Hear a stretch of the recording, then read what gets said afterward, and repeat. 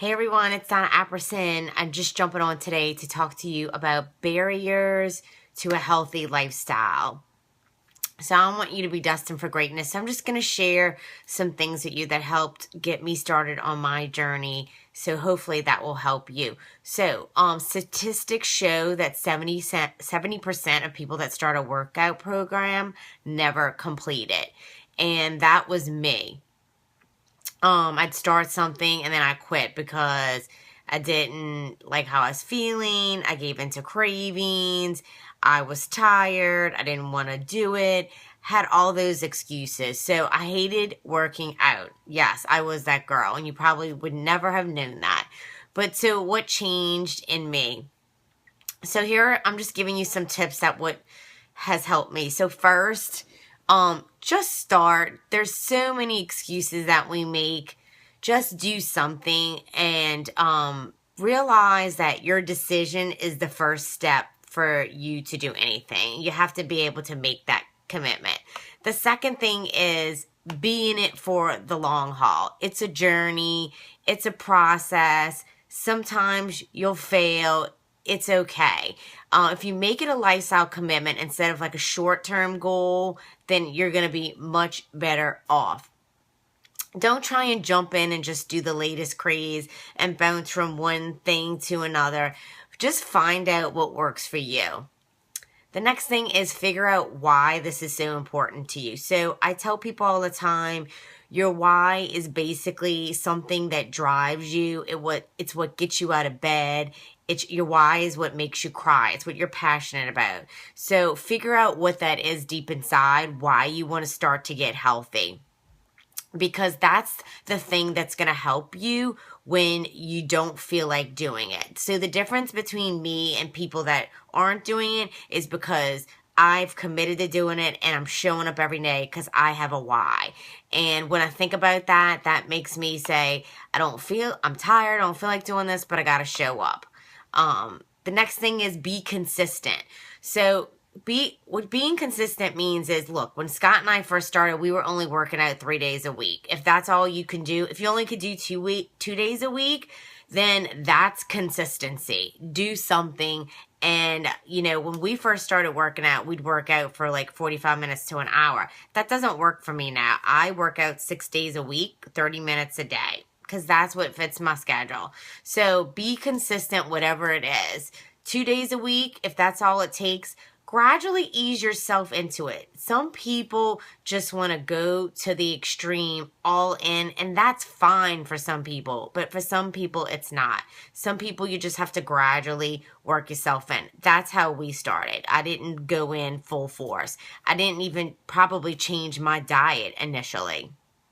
The next thing that you need to do is search until you find your soulmate exercise, and I talked about that in another video. So don't do what your friend's doing. If you hate running, why would you go run? You're gonna be miserable. I understand that in the beginning you may not feel like exercise is enjoyable, but don't think about how you feel when you start. Think about how you feel when you finish.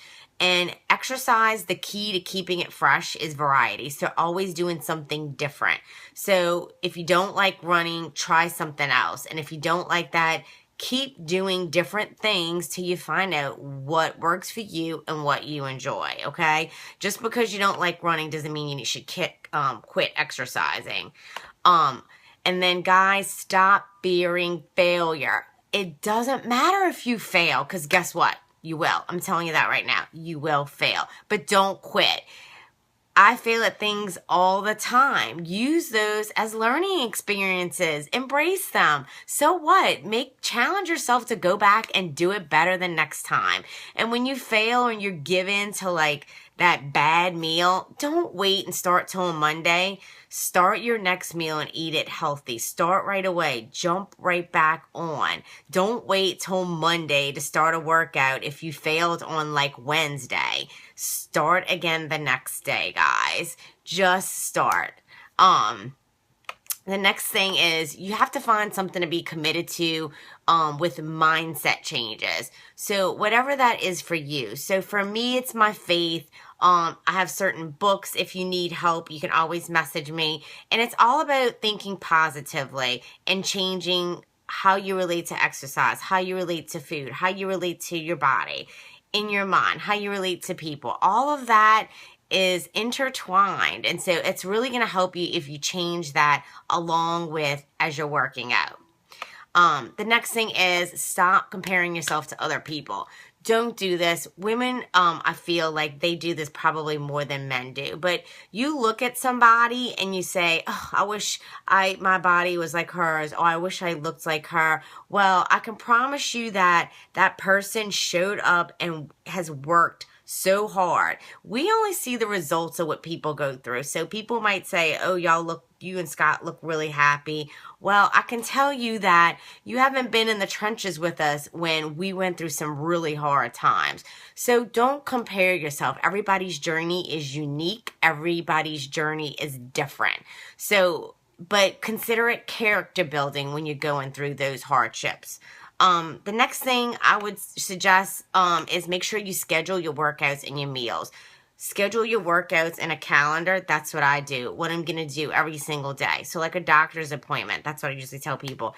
And your meals, do that as well. Plan your meals out for the week. Some people get overwhelmed about meal prepping. So if you can't eat all healthy meals all week, why not try doing just one or two, or just do one? If you just start somewhere, that's the best thing to do. If you give yourself a goal to lose 50 pounds and you only lose like 4 in the first month or 2, you're going to get discouraged. Don't do that. So if you want your long-term goal to be 50, that's awesome. So maybe in the first month, set your goal at like 4 pounds. So that way, when you get that small goal, you'll feel accomplished, and then it'll keep you going.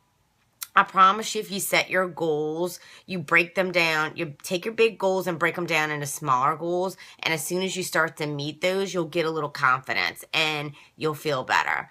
And then the last thing is get accountability. So get someone to either work out with or have somebody keep you accountable. And you want to make sure you choose somebody that's not going to give in to your excuses. So somebody that's going to call you up and say, why aren't you working out? Why aren't you doing this? So if they're okay with going, okay, well, that's just you. No, you need somebody that's going to push you, because I promise you, you can do way more than you think. The only thing that's stopping you is you. In your mind, I promise you. So I hope that this helps you, and share it if you feel like it can help someone else. And I hope y'all have a great weekend, and I'll probably see y'all back on Saturday. Bye.